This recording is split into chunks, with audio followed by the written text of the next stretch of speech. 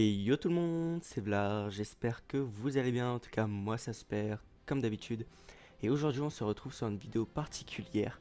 En ce moment je ne fais que ça, je sais pas ce qui m'arrive, mais on se retrouve pour parler de Game of Thrones.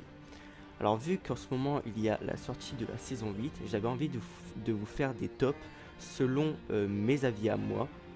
Donc aujourd'hui on va faire un top 10 des gens que je préfère dans Game of Thrones. Donc commençons tout de suite en sachant que c'est les personnages que j'aime bien. De la saison 1 à la saison 7, je ne compte pas la saison 8 vu qu'elle n'est pas entière. En tout cas, j'espère que cette vidéo va vous plaire et on commence tout de suite avec le premier. Ned Stark. Homme d'honneur, ce personnage est très intéressant et attachant. Étant l'acteur qui jouait Boromir dans Le Seigneur des Anneaux, je ne pouvais que l'aimer. Mais même sans ça, il avait quelque chose que d'autres n'avaient pas. La confiance et l'honneur. Malheureusement, c'est ce qui lui coûtera la vie, car il ne faut jamais faire confiance à 100% dans l'univers de Game of Thrones. Mais malgré tout, Ned aura eu le mérite de se faire respecter et apprécier par tous en une seule saison. Jon Snow.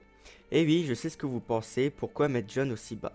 Bâtard de Ned Stark, ce Jon part à la saison 1 sur le mur pendant que les autres saisons, sa famille se fait complètement massacrer. Grand personnage qui au fil du temps prend de plus en plus d'importance dans la série avec des révélations et des résurrections. Jon Snow n'est que le grand classique des films et séries, le héros que tout le monde attend et aime, sauf pour quelques-uns. Il finira par sauver tout le monde. Alors attention, je ne dis pas que je ne l'aime pas, car je le mets tout de même dans mon top, mais ce n'est pas celui que je préfère.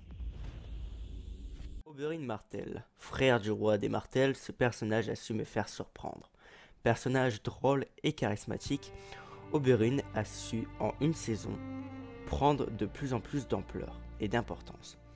Malheureusement, lors d'un combat singulier avec la montagne pour venger l'honneur de sa famille, Oberyn va réussir à maîtriser son adversaire, mais ayant trop de haine en lui, Oberyn prend trop de temps pour l'achever.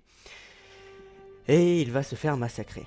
C'est d'ailleurs ce qui va créer la scène la plus atroce et la plus choquante de Game of Thrones.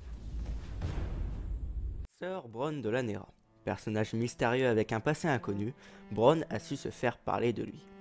Il a servi en tant que mercenaire Tyrion, qui l'a sauvé, puis Jaime pour lui apprendre à se rebattre à l'épée. Personnage très charismatique, j'attends toujours qu'il ait son propre château car il le mérite complètement. Peter Baelish. Personnage très malicieux et fourbe, Peter a su avoir une place dans mon cœur. Malgré sa trahison envers Ned Stark, Peter est un personnage très intéressant qui se bat avec sa tête et non avec son épée. Il a tout de même réussi à avoir sa propre armée alors qu'il ne faisait pas réellement partie de la famille en question. Malgré tout, Peter avait un point faible, l'amour qu'il portait pour les deux dames de Winterfell, qui a causé sa perte en essayant de dresser Sansa contre sa sœur, en fin d'épisode de la saison 7. Le roi de la nuit, personnage qui ne parle pas beaucoup, même pas du tout, le roi de la nuit est le plus badass des méchants. Sa cause est juste selon lui et c'est tout ce qui importe. Personnellement, ça ne me déplairait pas qu'il gagne. En tout cas, il mérite sa place dans ce classement. Cersei Lannister. Et j'ai l'honneur de vous présenter la reine des salopes. Cersei a le mérite d'être dans ce top car c'est un personnage très bien construit. Le jeu d'acteur étant bien fait, Cersei mérite d'être dans ce top, malgré les coups de pute qu'elle a pu faire. Jaime Lannister.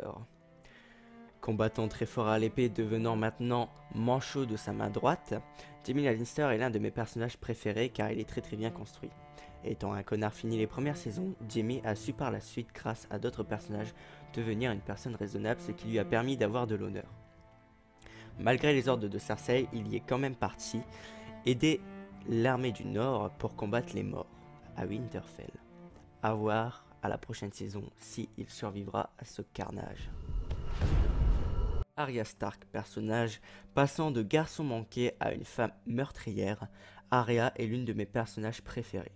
Son parcours est juste mortel. Suivant son père étant nouvelle main du roi, Arya a vu son père mourir à la fin de la saison 1.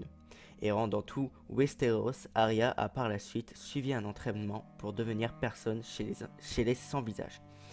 Après avoir mis un sacré bordel là-bas, elle retourna chez elle vers le nord, où elle vengera sa famille des noces pourpres, ce qui donnera l'une des scènes les plus jouissives de la série. Tyrion Lannister. Ah là là là là, personnage alcoolique, petit, intelligent, attachant et main de la reine. Il est selon moi le meilleur personnage de tout Westeros. Passant de la saison 1 à maintenant, Tyrion a toujours su me surprendre et me donner de la joie. En passant par les gifles de Joffrey, tout en tuant son père ou en plaisantant tout le temps, Tyrion devrait selon moi être sur le trône de fer et les gouverner tous. Et voilà, c'est ainsi que se termine cette vidéo sur les top 10 des gens que je préfère dans Game of Thrones. Alors je sais pas si c'est un réel intérêt, mais en tous les cas je voulais la faire parce que Game of Thrones mérite vraiment qu'on parle de lui, parce que selon moi c'est la meilleure série au monde. Donc si vous n'avez pas encore été la voir, franchement allez la regarder. En tout cas c'était Vlad, moi je vous dis à la prochaine pour de futures vidéos ensemble. Bye.